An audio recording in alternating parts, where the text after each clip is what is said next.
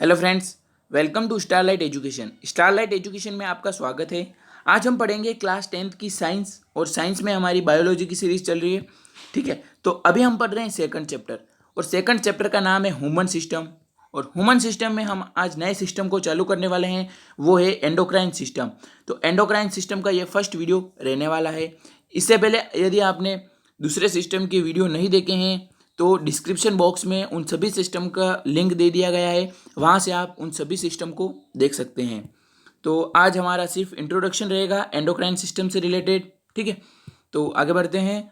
ये मैं आपको बात बता दूं कि एंडोक्राइन जो सिस्टम है वो ग्लैंड से मिलकर बना है। किससे? ग्लैंड्स। बहुत सारी ग्लैंड्स मिलकर एक एंडोक्राइन सिस्टम को कंप्लीट करती है। यानी कि जो एंडोक्राइन जो सिस्टम है वो ग्लैंड से मिलकर बना है। वो कौन कौन सी ग्लैंड्स? तो वो हो गई thymus, thyroid, pancreas, ovary, testis, pineal, pituitary, adrenal. ठीक है, इन प्रकार की जो सारी ये ग्लैंड्स होती है, इनसे मिलकर बना है हमारा एंडोक्राइन सिस्टम। आगे बात समझ में। तो एंडोक्राइन सिस्टम की क्या नीड है? ठीक है, एंडोक्राइन सिस्टम की क्या नीड है? तो मैं आपको बता दूं कि हमने पढ़ा था nervous system.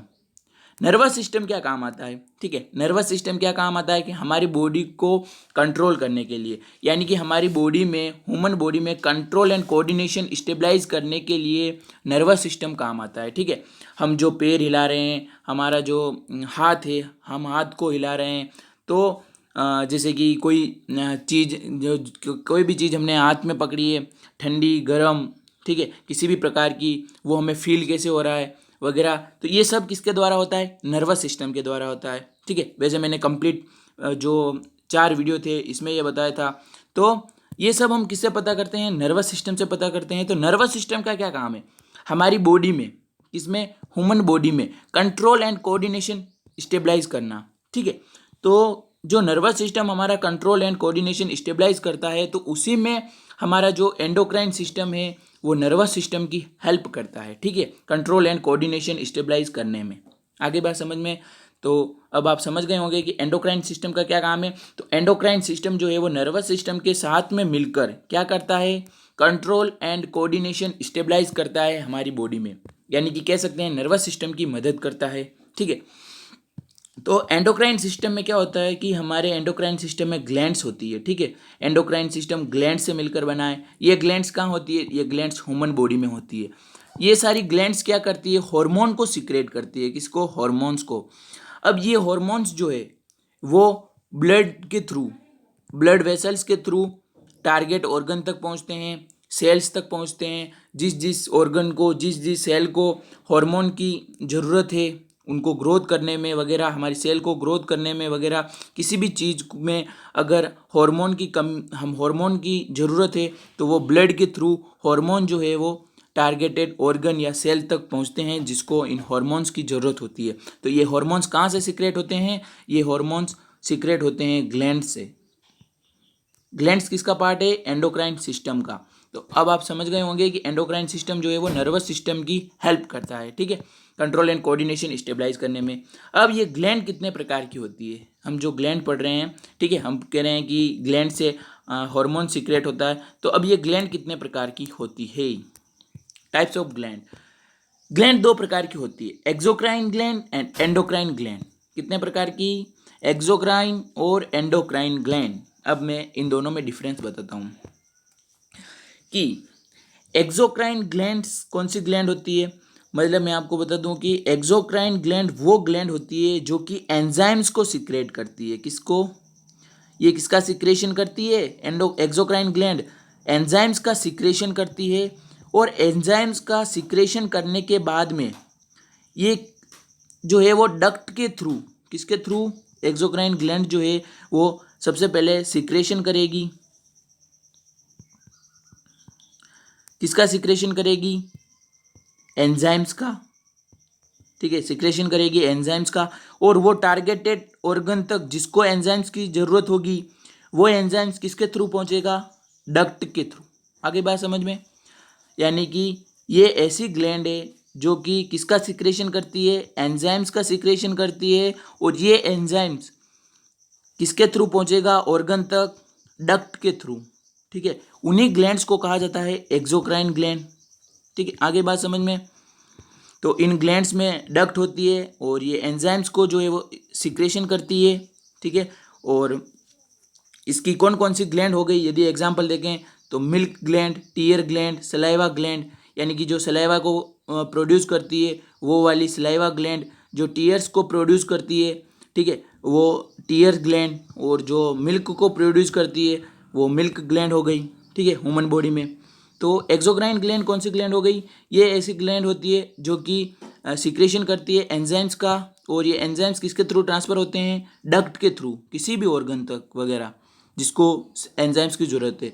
But endocrine glands में क्या होता है, ये एंडोक्राइन जो ग्लैंड है इनमें क्या होता है कि कोई भी, जैसे कि किसी भी ऑर्गन को या किसी भी हम सेल को कह सकते हैं, ठीक है, किसी भी सेल को हार्मोन की ज़रूरत है, तो ये एंडोक्राइन ग्लैंड क्या करेगी, हार्मोन का सिक्रेशन करेगी। ठीक है, ये डिफरेंट हमारी बॉडी में जो एंडोक्राइन ग्लैंड्स होती है, आप देख पा रहे होंगे इतनी एंडोक्राइन ग्लैंड्स होती है, वो मैं आगे बताऊंगा।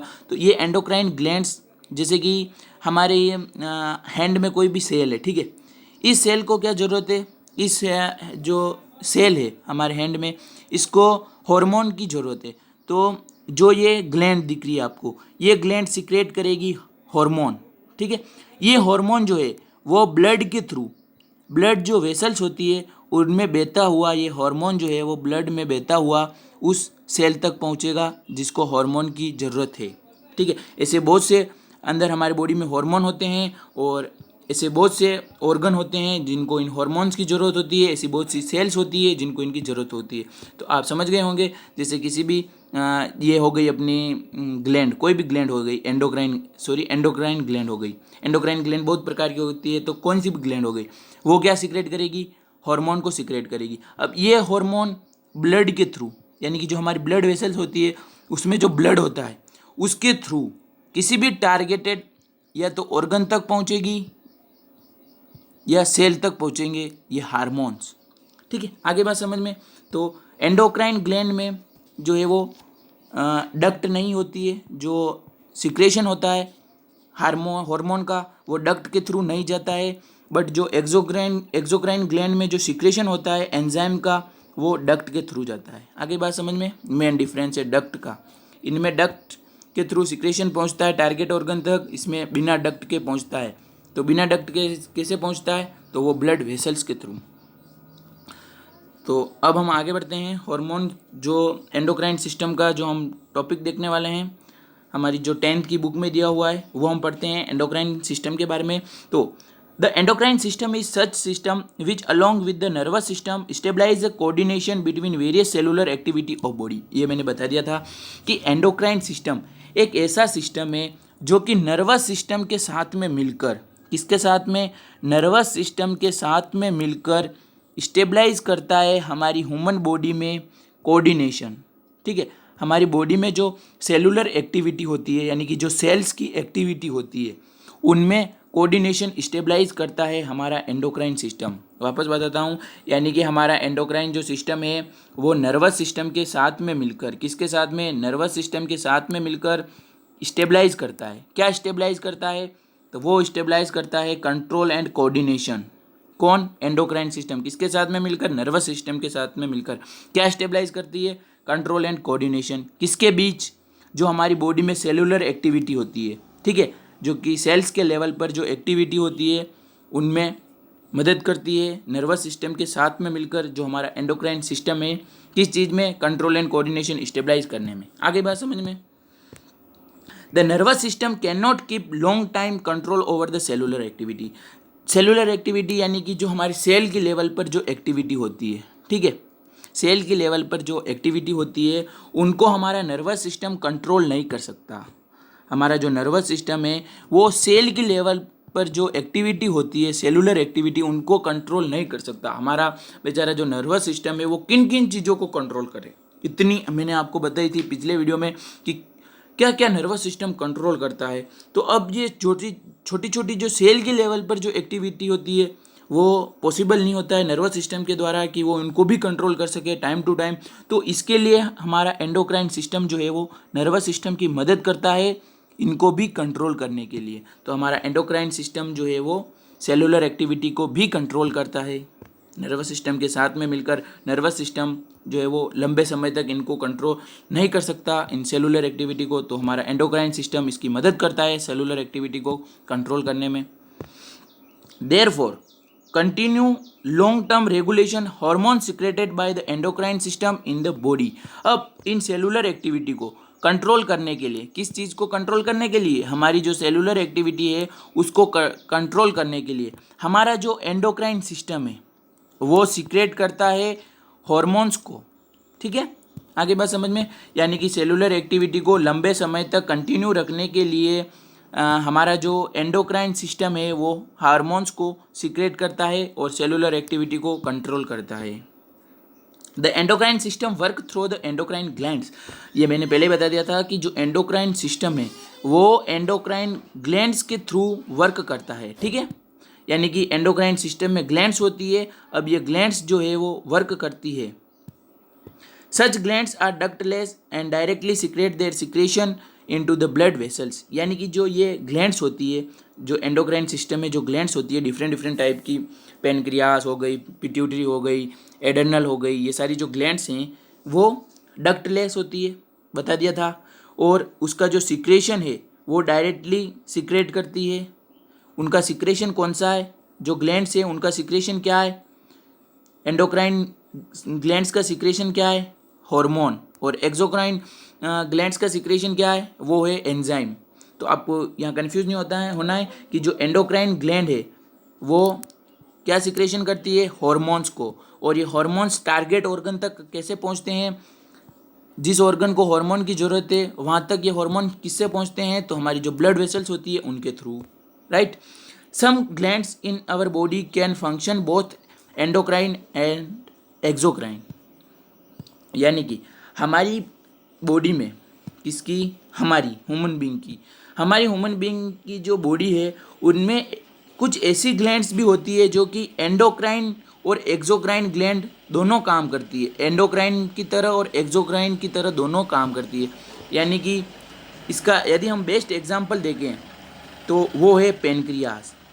ठीक है, अब पेनक्रियाज एंडोक्राइन ग्लैंड भी हम इसको कह सकते हैं या एक्सोक्राइन ग्लैंड भी कह सकते हैं। ठीक है, दोनों है ये, एंडोक्राइन ग्लैंड कहो या एक्सोक्राइन ग्लैंड कहो, दोनों एक ही बात है। ठीक है, पेनक्रियाज को क्यों, किस प्रकार से, तो मैं आपको बताता हूँ कि एंडोक्राइन एक्सोक्राइन में हमने क्या पढ़ा था।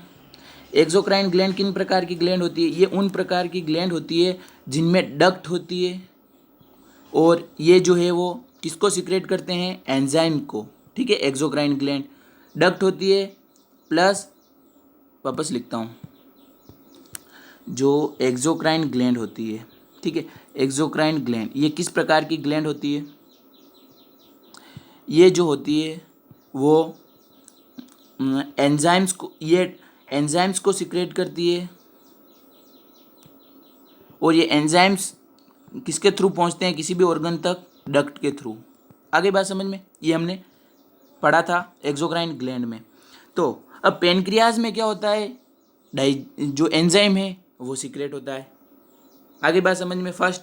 और ये एंजाइम्स किसके थ्रू ऑर्गन में जाता है, तो वो जाता है डक्ट के थ्रू, पेनक्रियाज से। एग्जाम्पल बताता हूँ पेनक्रियाज में किस प्रकार से, यानी कि हमारा पेनक्रियाज एंजाइम को सिक्रेट करता है। ये एंजाइम जो है वो पेनक्रियाटिक डक्ट के थ्रू स्मॉल इंटेस्टाइन में जाके मिलता है। आगे बात समझ में आ गया आपको, एग्जाम्पल समझ में नहीं तो एक बार वो पेनक्रियाज वाला टॉपिक वापस पढ़िए। तो हमारे जो पेनक्रियाज है इसको हम एक्सोक्राइन ग्लैंड भी कह सकते हैं और एंडोक्राइन ग्लैंड भी कह सकते हैं। अब एंडोक्राइन किस प्रकार से कह सकते हैं, एक्सोक्राइन तो हमने पढ़ लिया कि इसमें एंजाइम सिक्रेट होता है और वो डक्ट के थ्रू ही किसी भी ऑर्गन में जाता है, वो पेनक्रियाटिक डक्ट के थ्रू स्मॉल इंटेस्टाइन में जाता है। तो अब इसको एंडोक्राइन कैसे कह सकते हैं, वो तो एग्जाम्पल बता दिया एक्सोक्राइन ग्लैंड का। तो एंडोक्राइन कैसे कह सकते हैं कि जो अब हमारा जो लीवर है, सॉरी जो हमारा पेनक्रियाज है, जो हमारा पेनक्रियाज है वो इंसुलिन और ग्लूकेजन को सिक्रेट करता है।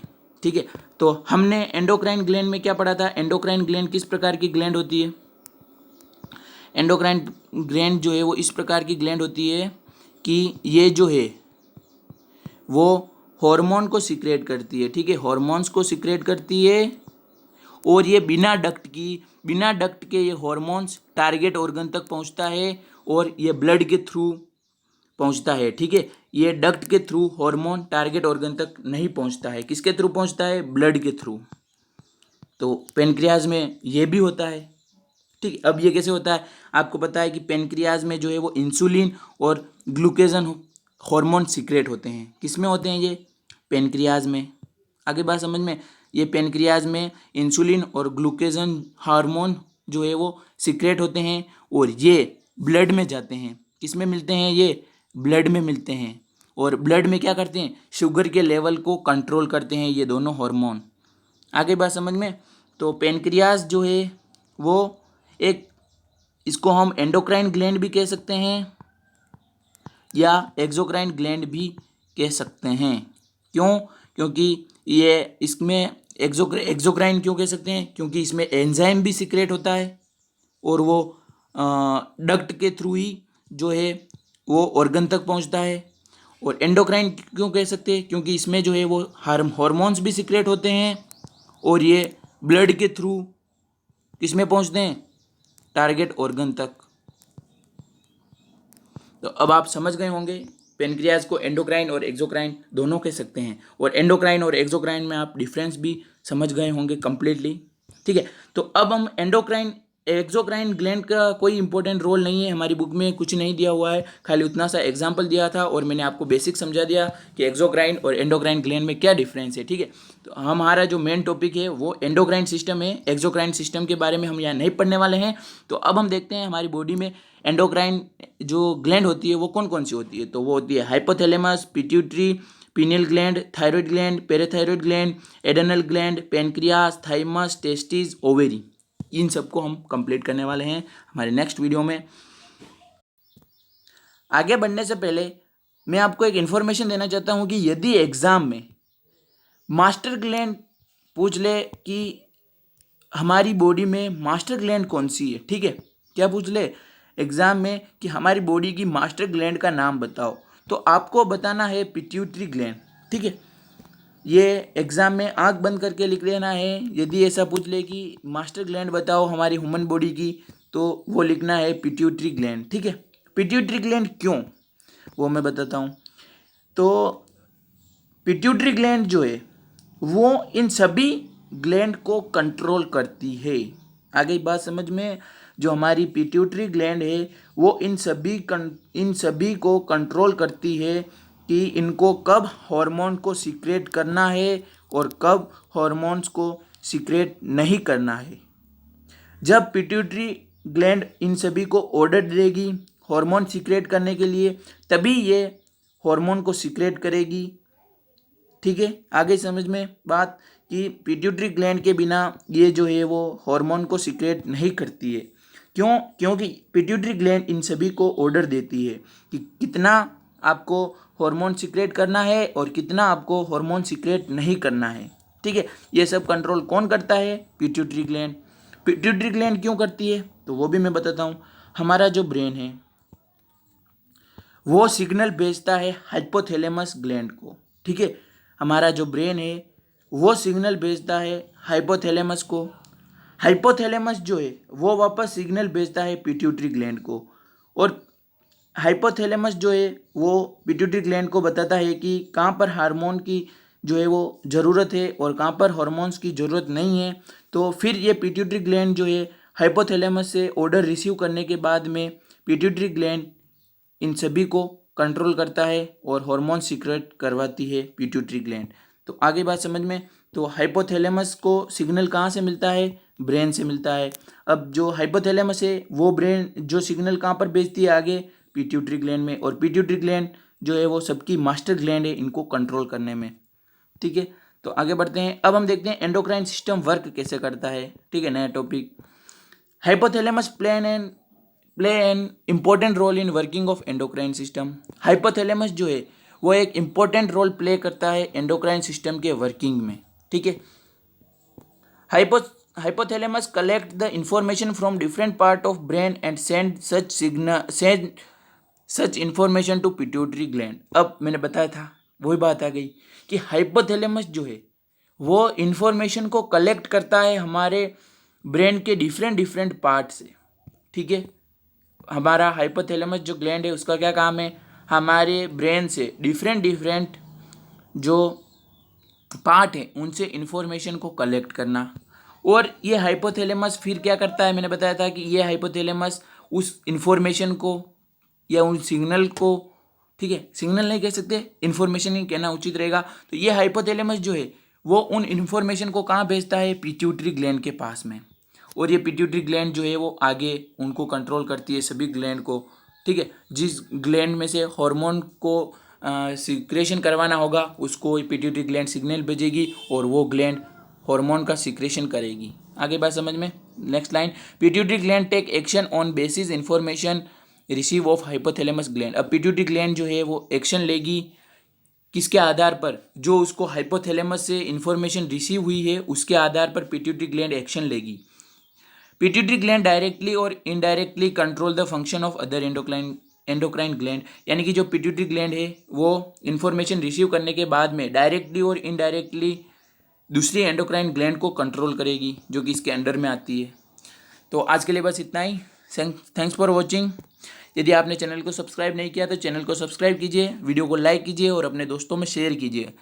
यदि आपको कोई भी टॉपिक समझ में नहीं आता है तो आप कमेंट कर सकते हैं, उस पर मैं सेपरेट लेक्चर बनाऊंगा और आपको समझाने की कोशिश करूंगा।